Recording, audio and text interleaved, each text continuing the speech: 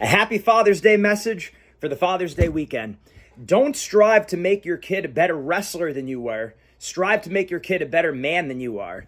And I get it, the two aren't mutually exclusive. Obviously, you could try to help and reinforce habits to make your kid both a better wrestler than you are and a better man than you are. But let's face the facts.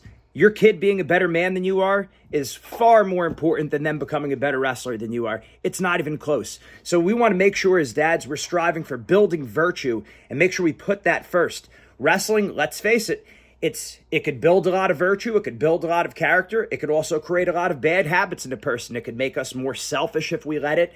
It could make us more, just a lot of different things where we become obsessed with one thing. We become more closed-minded and tunneled vision as opposed to keeping things in perspective.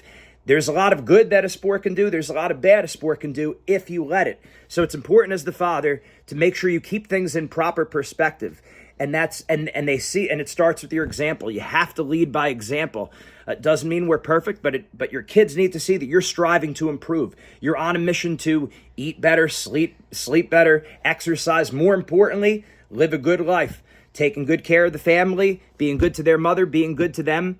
The discipline that you instill in them, the way that you live, they're going to remember that for the rest of their life. My grandpa always said, your kid's going to have many friends. They have one father. So we got to get it right. It's the most important job of your life. So it's a very big deal. The kids are going to learn the messages when two values are at odds with each other. In other words, it's a Sunday. Does the father choose to go to the wrestling tournament or take the family to church? Now I get it. You could do both. There's definitely a way to do both. But if we're choosing, and look, nobody's perfect, we're not pointing the finger at anyone, but the point is when we're choosing one over the other or one at the expense of the other, the kid's learning an important lesson. So we all have to get in gear. We all got to be a little bit better, right? If our kids see us listening to bad music, watching bad movies, drinking, staying up too late, a lot of time on watching TV or sitting around or being idle, wasting time, gossiping, using bad language, the kid's going to internalize that. Like I said, no one's perfect. I'm not preaching. This is convicting for myself too.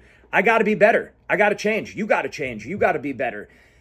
Let's make our kids better people than we are, not just focusing on making our kids better wrestlers. And look, I'll be the first to say one of the major thoughts I have in my head is, how do I make my kids champions? How do I make them better in sports? How do I make my kids better wrestlers? How do I make my kids better in school, more successful, do better in their career? I think about that stuff all the time. I'm all about achievement.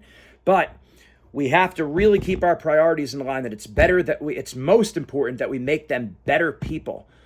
Their faith, their family, their virtue, the way they live, the way they treat other people.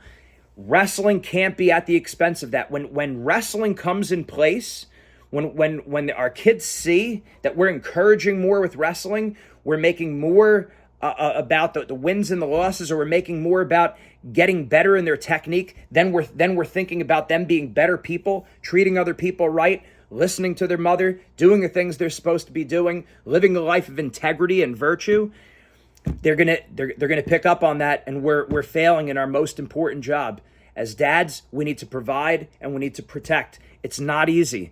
It's a marathon, not a sprint. Just like we tell our wrestlers with our wrestling career, it's a marathon. It's not a sprint. It's the same thing with us dads. It's every day making the best decisions we possibly can, really doing everything we possibly can to kick our bad habits, to build good habits, lead by example. And then it's not enough to lead by example. We have to communicate with our kids. We need to explain to them why we're doing good things.